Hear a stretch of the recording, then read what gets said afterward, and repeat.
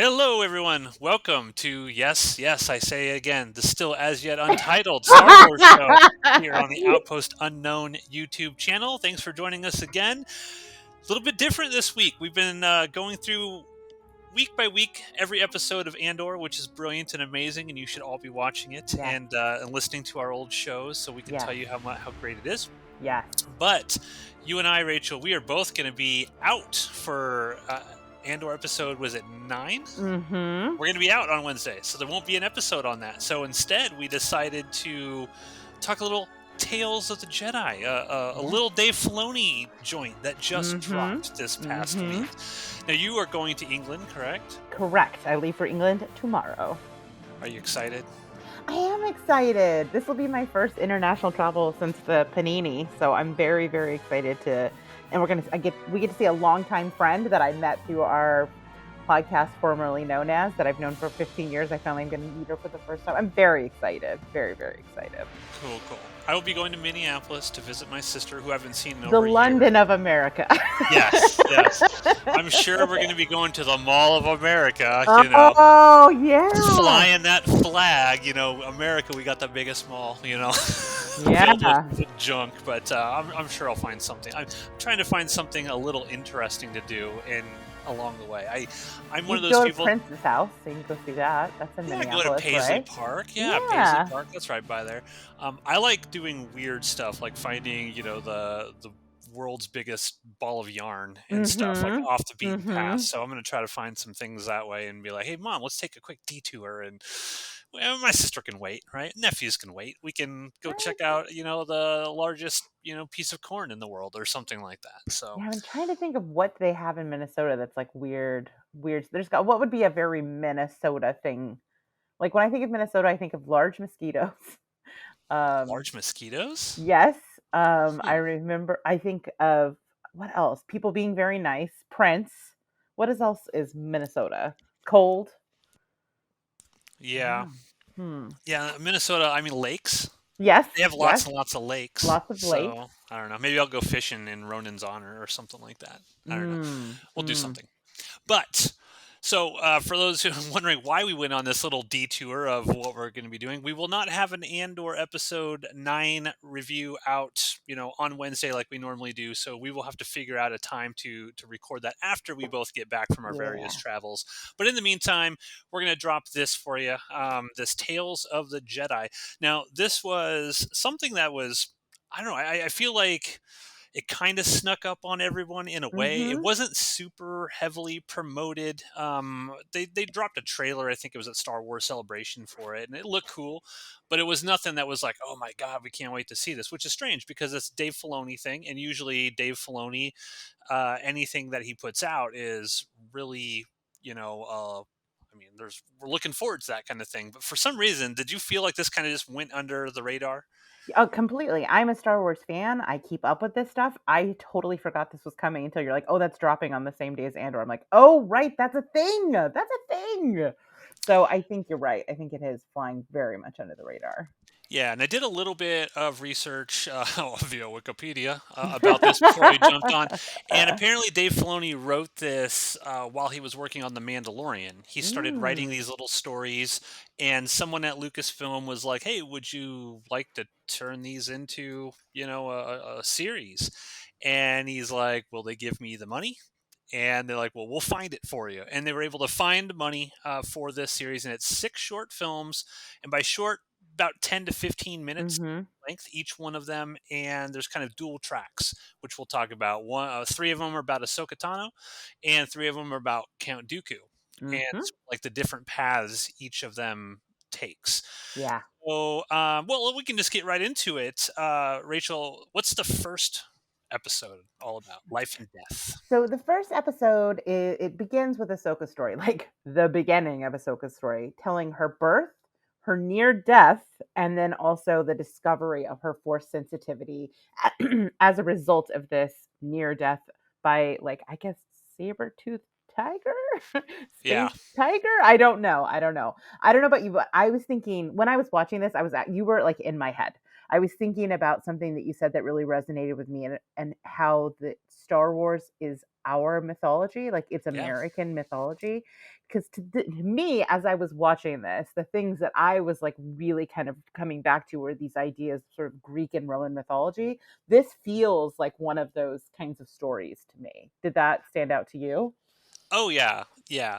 And this story I thought was a great way to lead off this series because obviously every Star Wars fan loves Ahsoka Tano, right? Which Well, is she's the weird best. Yeah. because when she first appeared in that Clone Wars movie, Ooh, we don't talk about that. well, here's the thing, like I'm a little different. Like I don't absolutely hate that movie. Like I remember watching it, I didn't just despise it like Star Wars fans seem to despise it. I mean, I haven't watched it in a long time. Maybe I'd have a different opinion when I went back. I mean, I didn't think it was great or amazing or Hmm. anything, but I didn't have like this vitriolic reaction against Ahsoka Tano that apparently every Star Wars fan seemed to have against that character, which was created by George Lucas and Dave Filoni. That's kind of like their character that they created together, and it's so wonderful to see a perfect example of a character in which was completely hated and dismissed by everyone, and then over years of stories, how that character grows and changes. Now we're going to get this character in live action, well, we already have in Mando, but like her own series and everything. It's just really cool to be able to see all of this, and I think like any story that they want to show me of Ahsoka Tano, I'm in for it. I'm in Hmm. for it, and I really like this. I like that this was this does feel like it's sort of like a myth. It reminds me of like Romulus and Remus from the Yes. ancient Roman thing. You know how Hmm. they founded the city and stuff like this mythological sort of thing. I like that it's kind of like Ahsoka Tano's people, kind of like it reminds me of like indigenous peoples, right? Like they sort of understand like what's the word I'm looking for? There's kind of like a spirituality that Hmm. maybe people in like Coruscant would not have necessarily, and Right. what Yeah. that's all about. And I love like the little moments of just showing because like a year after she's born, whatever, and the guy who's like working on the roof is like, "Are you seriously gonna take her out there?" Like, there's no like, I mean, he doesn't even believe in the spiritual side of things, right? He's just kind Right. of like, because and it's represented there because it's like he's the one just building things, right? Kind of like that Hmm. modern take, and you have the sort of the older woman, who sort of is kind of like I don't know what would you call her, kind of like the Like the sort of wise woman of the tribe kind of character. Yeah, yeah, and I like that Ahsoka, and I read a little about this, and Dave Filoni thought it was very very important that Ahsoka's you know learns these lessons from her mother, and that's one of Mm. the reasons why he wanted to show this episode and make this episode, so it wasn't just she learned everything from Anakin. It was Mm. actually because Mm. and one of the things and one of the problematic natures of the Jedi, right, is that when you think about what happens after this, yeah, she's Jedi and she's going to leave her parents, right? Yeah. She's going to be gone, and Jedi are going to raise her from that point forward. And I just think it's so beautiful to have that moment where it's her mother basically instills in her these sort of values before she ever gets to the Jedi. I mean, and the lesson is about life and death, right? And facing death, and it's something that's sort of paralleled throughout the rest of her story. You see it beginning here. I didn't really think about that, but you're right. Like later on, her life becomes so paternalistic. To have these early moments with her mother, I think is really interesting and important. I mean, for me, the Ahsoka of it all, I think the reason I always struggled with her early on was like she was initially written kind of as sexy baby in a way that I did not like. Okay, Like yeah, you I go could see back and that. you watch that, like she's like in a mini skirt and a bandage and like very sexy baby. And as her character matured, you'll see, I don't know if Dave Filoni had more creative control or he just evolved on the character, but like everything about her design and her character changes in a way.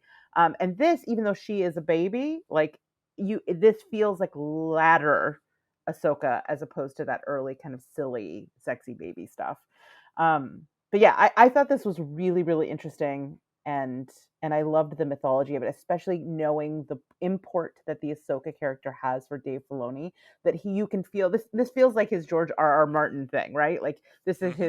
he's writing. When you said that about it being outside, I could see how he's like using this to kind of build the world. And I'm interested to see like what threads from this we're going to see pulled into the Ahsoka series when it finally does come. What I'm really interested in, what I kind of think that this might be sort of teeing up, could we Mm, see Ahsoka die? Like, no. because eventually Ahsoka is going to have to die, right? I mean, she's not around during the sequel trilogy, the awful sequel trilogy. Um, I don't necessarily, at a certain point, she's going to have to die off. She's going to be gone. And I know that Dave Filoni is going to, he's going to want to tell that story, and he's going to give her a great send off, I'm sure. you And think? I think, do you think she's just going to? I feel like the galaxy is a big place. Yeah, I mean, I feel like Thrawn's gonna take her out. No, I think I no, think Thrawn is gonna take her no. because think about this just from a story perspective. How do you make Thrawn like the oh shit threat level Mm-mm, to people? no. You've got to have him take out someone really really important. I think he might. I think Dave Filoni might have her go out in a blaze of glory to Thrawn. I don't think so. I You don't don't think think so? so. I mean, I get what you're saying from a writing perspective, but that would require a degree of disposability to Ahsoka that I don't believe that Dave Filoni would. I don't think so. I think he Maybe. loves her too much. I think she's his. Yeah, I don't think. I'm trying to think who. Maybe Sabine. Maybe Mando. Who else is going to be in that plot line? Ezra. Ezra, but he's getting his own show, Yeah, so that it's that not going to be also Ezra.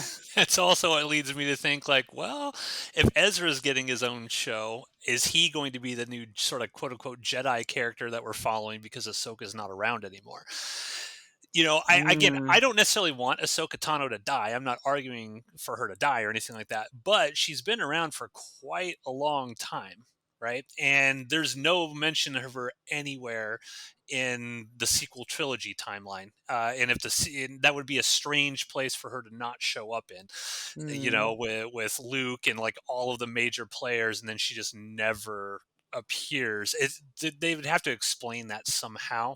Yeah, I mean, Um, I feel like we're going off on like sort of like a mystical tangent, right? Because all of the stuff in Rebels went a very different direction with like, yeah, the Force Wolves and stuff like that. So I wonder if she's who knows? That's what I guess I'm saying. Who knows? It yeah. feels like they're definitely in a new lane with this. But we'll see. We'll see. I feel like Dave Filoni probably he's been, this is his baby essentially, this character, and I Yeah. think that he knows exactly how this character will end, and he's probably just I you know don't like it. I mean, I guess yeah, yeah. they did kill off Leia, or not Leia, but Luke and Han. So I guess they could kill off Ahsoka, but I I think I really think they'll hate it. kill off Ahsoka eventually, and I think she'll become one with the Force with Anakin, and I I think guess we'll that's see true. we'll see a Force ghost of her Ugh. because didn't they say in the end of Rise of Skywalker when all those Jedi are speaking, one of them was Ahsoka Oh, Tano's that's voice, right. You're so right. I she does blocked that die. out. She does die No. somehow. No. Come on, Thrawn, show me your Imperial bona fides. uh, So yeah, so I love this episode. I thought it was mhm. really cool. It's and then we transition into the second episode, which basically is three Dooku shorts back to back. The Yep. first one is Justice. So what is this one about? Okay, so in Justice, we get a very young Dooku and his very, very young Padawan Qui-Gon Jinn, and go to a planet. Um, at first, it's unclear that, like, you assume they've been sent there, but they are there investigating the kidnapping of a senator's son. But in the process, they discover a horrific amount of corruption in the Senate, and it begins to sow the seeds of like the cracks begin for Dooku in this episode where he begins questioning the Jedi Council and seeing the corruption in the Republic. I loved this episode. Yeah. You This one, think? oh god, I love this episode because we see Dooku when he's still good, right? Mhm. And the senator who is obviously the theme of Dooku's sort of corruption is the Jedi are basically at the behest of the Senate, Mhm. and the Senate is irreparably corrupt and is just harming people. And by him aligning himself with the Jedi, he's essentially being okay with all of these corrupt people just destroying the lives of millions throughout the Mhm. galaxy. And how does he reconcile that? And I love when they find the senator's kid, and the senator's kid's like, my dad's fucked up. Like, I cannot believe he's doing this to these people. And then it's like the senator shows up, and he's gonna, like, with all of his dudes, and he's gonna shoot. And I just love, when you see Dooku, he doesn't go full evil right away. No. It's when he starts seeing, like, the senator shooting all these people dead, and then he fucking just Mhm. force chokes him, and I'm like, yes, yes, good, good. I love this episode so much. Yeah, no, this is a great episode. I like that they're interrogating the idea of what it means to be a peacekeeper for the galaxy, Hmm. and how like we've talked about this a lot with the Andor about how everything was very black and white, good and evil, archetype everywhere, which is great. But this latter sort of generation, the best of it is the stuff that actually really interrogates both sides of this equation and the nuances in it. And you can see, how it is that corruption can take root in in a political sphere, but also like internally in Dooku, and like how that comes from a very human place, and how empathy and well intention can also be corrupted. I don't know. It's a very interesting character study of Dooku. Like, this is a prequel series for him that I did not know that I really needed, and it really started strongly here. Um, I like that it's called Justice, because I feel like it is sort of an exploration of that word, like in the truest sense, there wouldn't be senators. If justice was prevailing, senators like this would not be allowed to do what they're doing, and that there would be retribution for anybody who did these kinds of things. And but for the Jedi Council, justice is something a little more complicated, a little more nuanced, a little more careful and political. And it's complicated like it is in real life, and it's that space between the two versions of justice where you can really see how the cracks in someone like Dooku could begin to form, and so that it would lead to this kind of turn. I don't know. I don't always love when we're trying to like humanize the villains. That's not always very interesting to me. But because this is it's a part of such a larger conversation that both Andor and this are having about the complicated nature of rebellion and oppression and authoritarianism, I think it's actually really, really interesting, and it's a good character study. Yeah, and I love that, if you've seen the Clone Wars, and we've seen a lot of Dooku Yeah. in those, and Dooku's pretty much straight up evil in a Mhm. lot of those things. Mhm. But we know, like, when Attack of the Clones comes out, we know that Dooku was a Jedi before, so we know that he was good at one point, but Mhm. you never really know, like, well, what caused him to go to the dark side, become Yeah. Darth Tyrannus? Like, what happened there? Because George Lucas's prequels, they're messy, they're sloppy. Mm. Dooku just shows up. You're like, who the fuck is this guy? Like, Right. where did he come from, and why is he, doing the things that he's doing? And what I really loved here was the relationship between him and Qui Gon, Yeah. because when they're in that sort of bar at the very beginning, and it's I say shot so well, and basically it is shot so well. The animation in the series is awesome. It's like Yeah. really, Yeah. really good. But just the way, like Dave Filoni has all these things framed like cinematically, so cinematically. Mhm. They're walking through this village that is just destroyed. Even the droids can barely stand and walk because they're so in Yeah. disrepair. And you walk in, and they're having this conversation. Dooku just drops his lightsaber on the table. He's like, "Look, tell me where the kid's at." I don't want to have to. I don't want to have to, like, go full force on you. But I love that moment when Qui Gon's like, "Why don't you just vote another senator in?" And the lady's like, "Look, if we could vote Ted Cruz out, we Yeah. would, but we can't. We can't. It doesn't work like that, and that's not Yeah. how it works." And so there's like a naivete of Qui Gon in that early young moment, and I love that Qui Gon is the one that stops him. Right, Qui Gon's the one that releases that kid and is like, "You got to go save your dad right now," Yeah. because Dooku just fucking force pushes him into the goddamn building. He's about ready to like just snap this guy's neck. He's gonna go full Vader on this guy, and it's Yeah. actually his Padawan that stops it. Hmm. I love this one so much. Absolutely loved it. Yeah, absolutely. I mean, and I think that that dynamic between the two of them is something that, I mean, that's a breaking point as we get later into his sort of arc. Yeah, yeah. So the next episode is called Choices, and this is Yes. also Dooku, and this is the only one that was not written by Dave Filoni. So the other five were. This one Mm. was written by Charles Murray and Elan Murray, and I think they worked on some Clone Wars stuff. So what's Choices all about? So in this, we get another sort of investigation episode, but this time it's Dooku and Windu who investigate the death of a Jedi, only to discover once again greater corruption and rebellion within the Senate and the Republic, and someone who forces Dooku to further question what his role is as a peacekeeper, and the following of the Jedi Council and how wise they actually are. Yeah, and this one is. I would say I liked all of these episodes. I Hmm. would say loved all of these, but this is probably my least favorite of all of them. Mm. Only because I feel like this is kind of treading the same Yeah, territory as Justice. yeah, This is the one that I was like, okay, this is just a little too close to what the last one was, but it's still really good. I mean, it's worth watching, and these are only like 10 minutes long, so it's not like I'd be like mhm. skip it or anything. I What I really liked about this was it was kind of showing like at this point Dooku's basically like I'm just going to fucking get shit done. My lightsaber will get us the answers that we need. And like I guess the big moment out of this one is he is passed over for the Jedi Yes, Council in favor yeah, of Mace Windu, and which you can just tell at the end he's like, "Fucking Mace doesn't deserve this. I yeah, deserve it." Right? He's yeah, got that selfish, that dark mhm, side is starting to creep in, just like Anakin. Right? Like you yeah, can be on the council, but we're not going to grant you the rank of master. What? Excuse me? I'm the chosen yeah. one, bitches.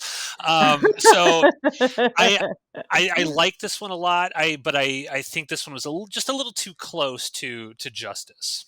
Yeah, I agree with you. I do think that wrinkle about the being passed over for the spot on the Jedi Council was important, though. I don't It know if is. they Yeah. simply because I think that it is sort of a counterpoint to the you can't help but understand why he would turn dark in the first one, but you have to remember that, as reasonable as his disillusionment may be, at the end of the day, he is adopting an evil ideology. And to some degree, the ego is kind of the breaking point for him here. And that Yeah. arrogance is an important sort of deciding factor on which way you're going to go, depending on, like, because there's these two stories are very much in conversation with one another. And I think the comparison point here is around sort of that, like, the pivot point is the ego, um, and even though he's right to some degree, when his ego becomes such a factor, you can see how he turns and is seduced by the dark side more so than what ends up happening with our girl Ahsoka.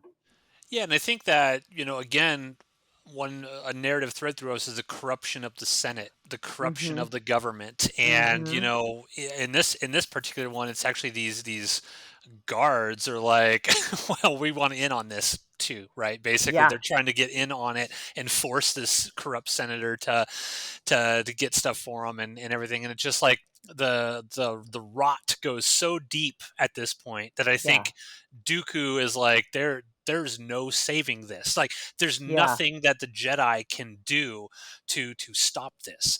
And I think that will leads into episode 4, the Sith Right. Lord. So Mm-hmm. what's this one all about? Yeah. I mean, just to add on to that, like, I think it's a moment where the Jedi Council, like, crystallizes for him what their values truly are, and it's they pick the person that toes the party line and Yes. is unquestioning. And so of course he's going to be drawn to the dark side where he thinks he can question things, but is actually even more under a lightning filled thumb. But we'll get there. Okay, so in this last one, we pick up with him. At first, it's I guess roughly in the midst of the first of the prequel films, where Qui Right. Gon Jinn has at first encountered a Sith Lord and has taken that information to the Council only to have Yeah. it be When he ignored. when he finds Anakin on Tatooine and Hmm. Darth Maul almost saves the galaxy by running Yes. him over. Oh my god. Anakin was almost run over. If it weren't for Qui-Gon saying, Anakin, Yeah, duck, then you're we wouldn't right. have any of this stuff. You're right. So the true villain is It's Qui-Gon Qui-Gon! Jinn. Qui-Gon Jinn! Yes, Qui-Gon. Bastard! We also see Dooku do something very sort of plot important, which is he deletes the oh my god, I'm blanking on the name of the planet. Camino! Camino, Camino. yes, Camino from the Jedi archives. And we flash forward. We have a moment where he's in a courtyard looking at this forest tree, and it is following the death of Qui-Gon Jinn. And this is sort of, we talked about how Qui-Gon was sort of the saving grace in the first of the 3 chapters. He is now gone, and that little piece of humanity has gone with him as well. And he is followed by a very strangely voiced Yaddle, who discovers that he has joined the dark side and is meeting with the Emperor, and he is forced to prove his loyalty to the Emperor. To become Right. Darth Tyrannus, although they don't actually mention that in the show, which I thought was interesting. Mm. Yeah, let's get out of the way. I love Bryce Dallas Howard. Yeah. She sounds a little weird as Yaddle. The voice does not really go with. What does this actually mean about Yoda? I Like, why don't does he know. reverse speak? I don't know. When I was thinking about this, I was thinking that Dave Filoni's. I mean, obviously I'm not in Dave Filoni's head, but Dave Filoni, because George Lucas never wanted anything about Yoda's species to ever be explained or Oh. explored or anything like that. That was a big no-no. That's why there's not even a name for Yoda's species. There's never been one because George Lucas was like, no, Yoda is kind of like his sort of own thing. And then George Lucas put Yaddle in the Phantom Menace, and you just sort of see Yaddle in the Jedi Council. We're like, well, who's that? She doesn't speak or anything like that, so no one ever really knew. And so my best guess is on this is Dave Filoni said, look, Yoda and his way of speaking is so inherent to Yoda. I don't want to change that. I don't want everybody from the species to then speak like Yoda. Like that's his unique thing. And if we take away his speech and give it to other creatures of his species, then maybe it lessens the uniqueness of Yoda. I don't know. It does sound weird, but I got over it. It's Yeah. not. It's not something that I am like, oh God, I'm taken out of this by any means, because I think this is might be tied with my favorite of the series. But it is a Mm. little weird at first. It is a little weird. Yes. Yeah, I mean, it was a little striking because I was expecting some Yoda-ism to it, but I do think she's an interesting sort of foil for him. She's very, like, diminutive and, like, quiet and thoughtful and has a warmth to her, to where you think it may I mean, we know ultimately she's not gonna succeed, but she feels like someone that might be able to get through to him, particularly during the fight when she's like, "I'm on your side, I've left the council." Like, there's a moment, if you Yeah. didn't already know where it was going, where you could see that she's pushing the right buttons. So that dynamic, even though we only see them together in 2 scenes, has some degree of um, import to it. Like, you could see why maybe there would be a dynamic between those 2 characters. But yeah, I mean, this is a great scene because it's the turn scene, and it really parallels some of the things that happens to Anakin in Revenge of the Sith. You see that the Emperor is nothing if not consistent in his grooming techniques. I love the little thing, because obviously everyone knows the Emperor is my favorite character in all of Star Wars. This is wild to me. I love the Emperor, and I just love like the little things. Like he doesn't whip out lightsabers or anything. Mm-mm. He's laughing and smiling during this entire thing, and it's just he's just like it doesn't matter what happens to here. Even if Yaddle were to take out Dooku, he's like, I'm just gonna fucking kill her, because that's what the Emperor would do. But he's testing, right? He's testing Dooku to see if he's got what it takes to be his new apprentice. Because at this Mhm. point, Darth Maul, I don't know, is Darth Maul dead at this point? Yeah, he's got to be dead because Obi-Wan Well, would he's have killed him, not right? dead. He's cut in Well, half. that's true. Yeah, He yeah, but hasn't he become thinks. Spider Mole yet. Yeah, yeah. They believe that he's dead. Yes. Mhm. So yeah, this was probably the one that I was most interested to see. Like, how does Dooku actually turn? And I was like, am I gonna buy it? Am I gonna buy this turn, and I think I do. I always find it a little difficult to buy the turns in Star Wars when someone's good and then just immediately like, I love the idea of Anakin Skywalker falling to the dark side. Again, it was really sloppily handled in the prequels, very sloppy. And I'm like, wait a minute, would he really just turn on a dime like that? No. That doesn't make sense to me.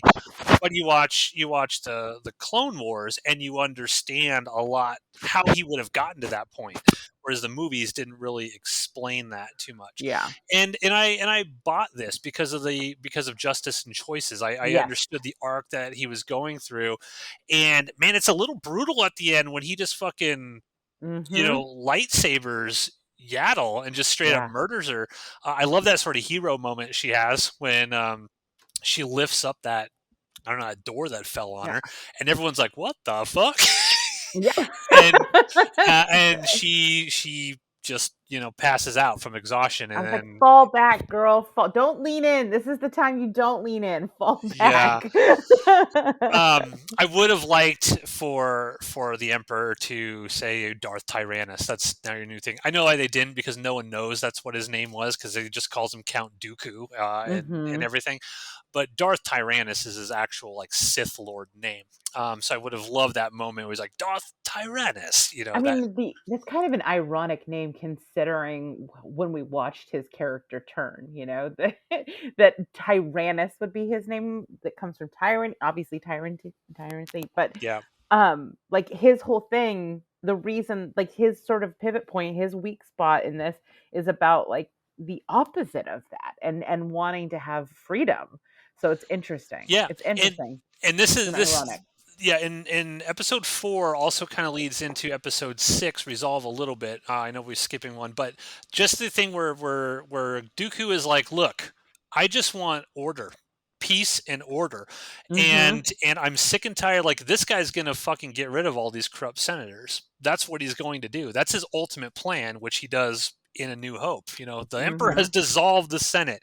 You know, there's so many of these characters in Star Wars that are good people that you can see why they would be like, okay, God, this guy's got all this power. He's going to clean shop. He's going to take care of all these people, not seeing like all the other shit that's going to come. But I can, you know, clean house, so to speak. I'm going to get on the side of the person who can clean house, and then realizing, oh shit, cleaning house means a lot more than just getting rid of some corrupt senators. Mhm. But that's the end of Dooku's arc, Justice, Choices, and the Sith Lord. Then we go back into Ahsoka's story for episode 5. Practice makes perfect. Yes. So this is our most Clones Warsy of all the episodes, where we see a young Ahsoka, which you can track by the length of her tails, um, in training. And Anakin shows up. He sees her training. He's underwhelmed, not by her skill, but by how the training is not necessarily really preparing her for what she has in front of her. So he takes her on a very special training where he and some clones shoot guns at her until she gets good at defeating them. It's a bit of a harsh training lesson that she gets. Yeah. Let's just say that. Again. Um, this was probably the one. Gosh, did I like this one the least? I think This I was might have my liked. least favorite. This was my I, least I favorite. I still enjoyed it, for a short thing. I'm glad this was not some like 30-minute long episode, because it Yeah. didn't need to be that. But I do like that it shows a little bit more of, Anakin Skywalker being sort of, again, much like Dooku, kind of like the Jedi don't know what the fuck they're doing. Like, Right. they just, you got Yoda there. Was it Mace Windu? They're Obi-Wan. They're all sitting there watching Ahsoka, you know, ace this course. And because he even shows up late to it, Anakin shows up late, and he's just like, "Look, this is nothing. It's droids. Was it, one thing? It's one thing against droids. It's another thing entirely against the living, right?" As Han Solo would say. And so I like the fact that he's, going against sort of the Jedi. He's sort of training her outside of what the Jedi would sort of state is the right thing in order to protect her ultimately, which works in the end. But yeah, this was the one that was kind of least important to the Mhm. characters themselves, I think. Yeah, I mean, it was nice to kind of go back into that space and to see Captain Rex because all of that stuff was really it added some levels of nuance to those final really powerful episodes in that final season. But you know, of the stories, I liked it. I didn't love it the way that I loved all of the other episodes. Yeah. I'm just trying to think about how if these I guess it's the middle story with all three of them that like it's reverse Star Wars rules where the middle one's the weakest one. But yeah, I'm trying to This think about one, how it impacts the third one. I don't necessarily think it impacts the third one. I think what it sets up is how powerful Ahsoka actually is, and Mm. how a lot of her skills came from Anakin, right? Because that Mhm. last shot as she's walking that room, there's like a fucking 1,000 droids or something. I'm like, Mhm. can we see that? Can you show me that battle? I want to Right. see her wreck shop and all this stuff. But it's just one of those things where it's like, look, the values that she takes forward come from Anakin, right? Yeah. Anakin was her master. He was the one that instilled all of these things in her, at least fighting wise. And I think that's it's to sort of set up like she's kind of next level, right? She's a next level Jedi in terms of skill set, and that's specifically because Anakin was so hard. He was like, look, I mean, he knocks her unconscious like 10 times before Yeah. she finally gets it. But she has that moment. She's like, again, like even she is like, let's go again. Let's go again. Now I can do it for Mhm. 5 minutes. Keep going, keep going, keep going. It reminds me of like, when Michael Jordan would say he would show up, at 4 o'clock in the morning and he would shoot like 1,000 shots every single day from Mhm. different places on the court until he sort of perfected and mastered his craft. Yeah. And I think that's what it's showing here. So when we see the Ahsoka Yeah. television series, we're going to see her probably just wreck shop, and I can't Yeah. wait. Oh yeah. Oh yes, my body is ready. I also think that the sort of the through line in all of this is very critical of the Jedi Council generally. That her strength comes from being trained by someone who's not afraid to break away from the party line and to break Yep. away from. So both of these stories ultimately is pretty much taking down the Jedi Council. Yeah, and Anakin in this, I mean, there's a kind of a through line for life and death, right? Because her Mhm. her mother teaches her sort of about life and death, and in this, Anakin's trying to basically Yeah.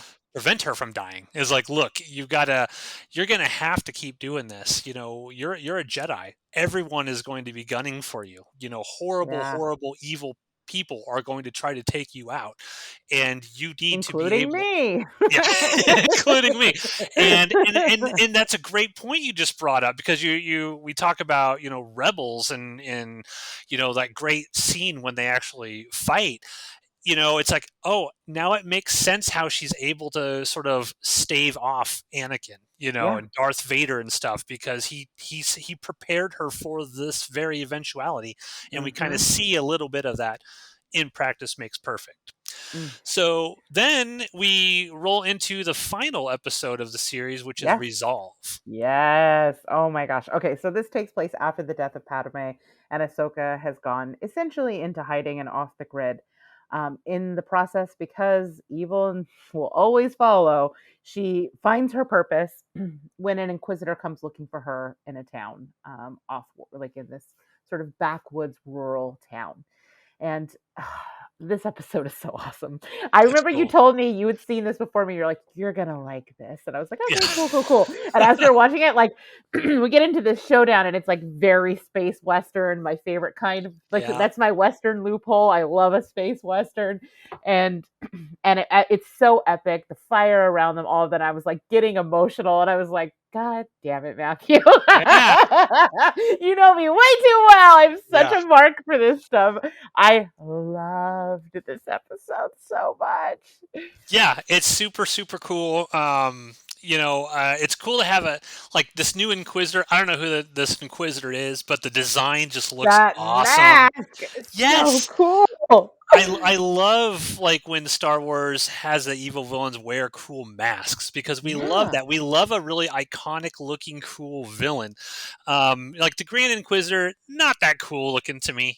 Personally, Yeah. I just don't think he looks that cool. But you stick a Especially mask. after we saw Obi-Wan. Yeah, exactly. Um, but you put it like a really cool mask, and he's wearing that like cloak that's got the Empire logo Yeah. on it and everything, and Yeah. and he's so evil. I mean, and the Mhm. cool thing about this episode to me was the brother, right? The Yeah. brother is arguing. There, you get those little quiet moment when they're all sort of eating on lunch, and like the Imperial quotas are just ridiculous. There's no way we can catch up. And the brother's like, "Look, man, we're safe.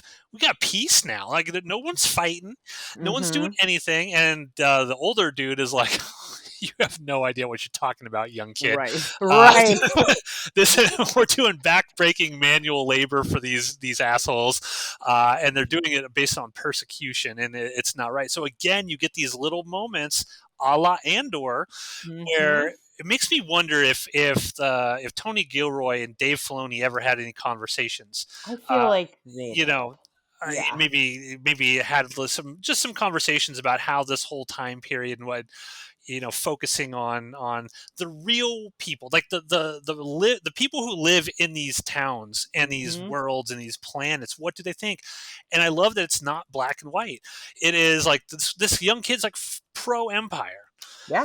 He's pro Empire, and so much so that he turns in Ahsoka, and that's what causes the Inquisitor, and he regrets it because the Oh, Inquisitor just yes. murders everyone, burns it down, is going to murder him because the Inquisitor thinks that guy was lying to him. And he kind of sees the error of his ways. And there's a moment in this at the very end, like after, because we can talk about the fight. I love the fight. It Oh, reminded me so very, good.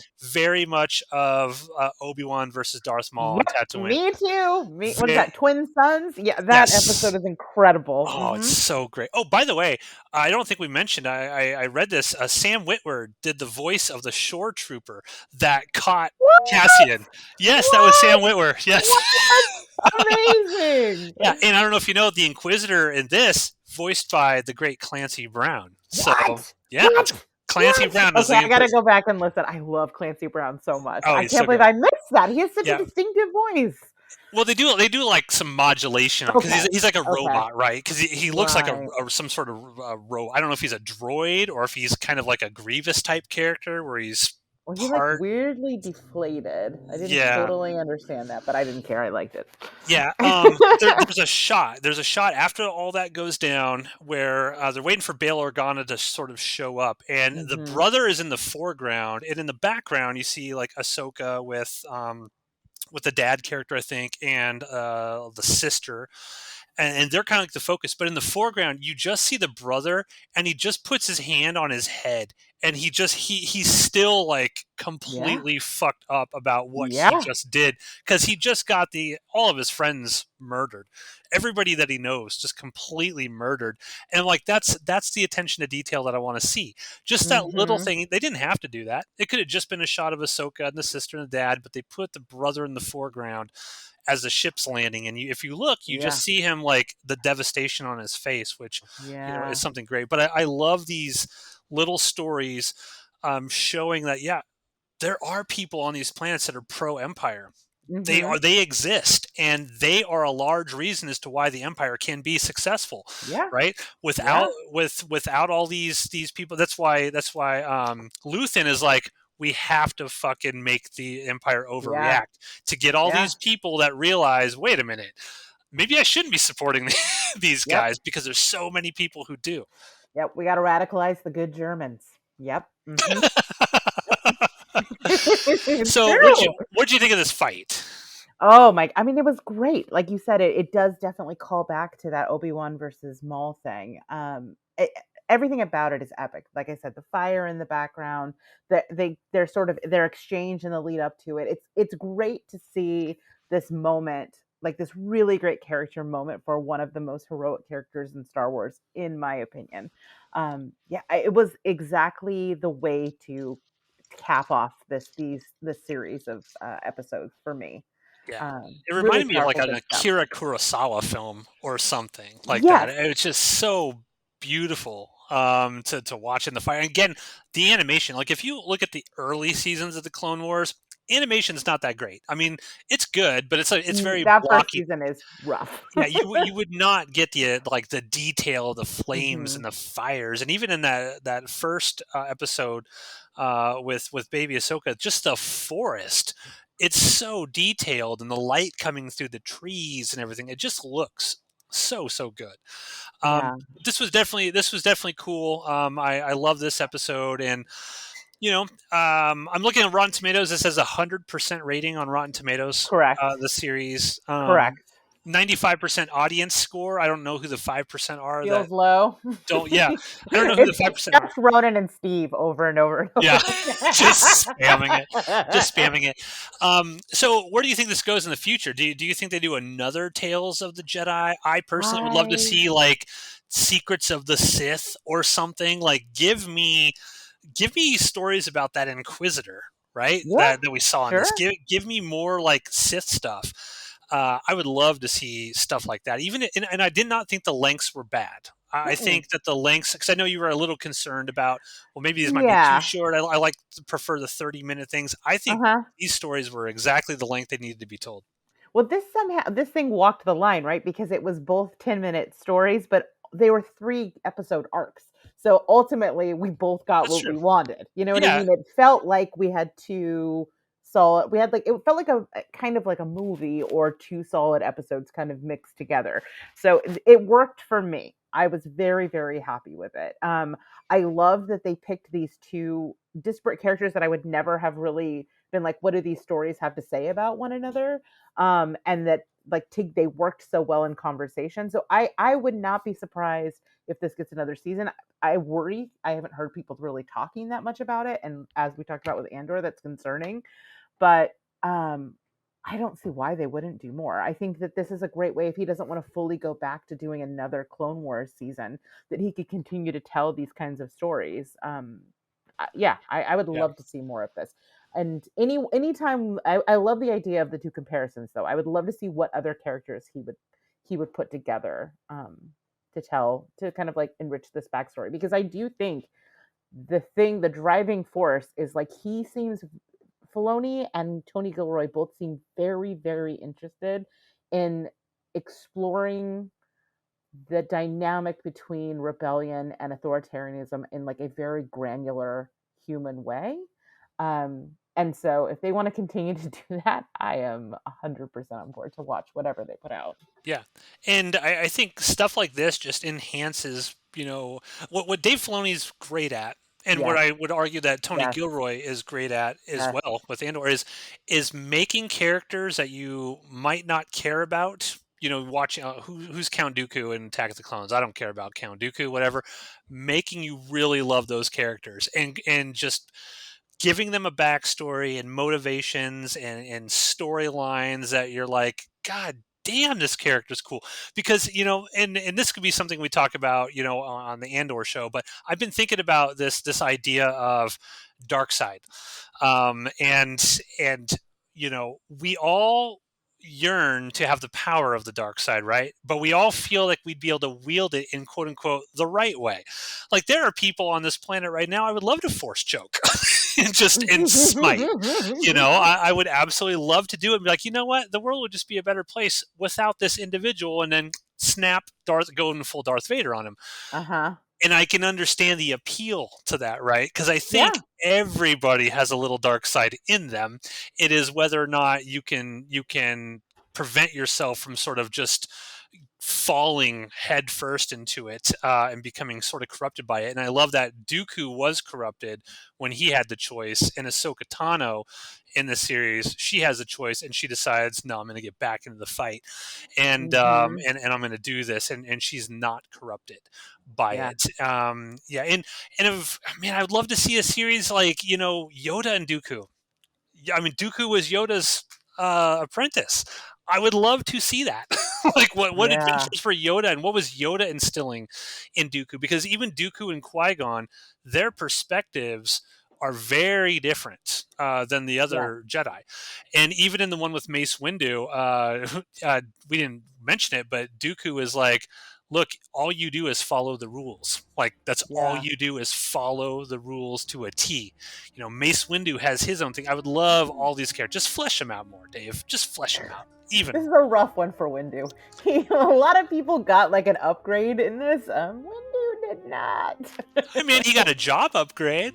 He got a promotion, but in got a terms of his promotion, yeah. character, ugh. Yeah.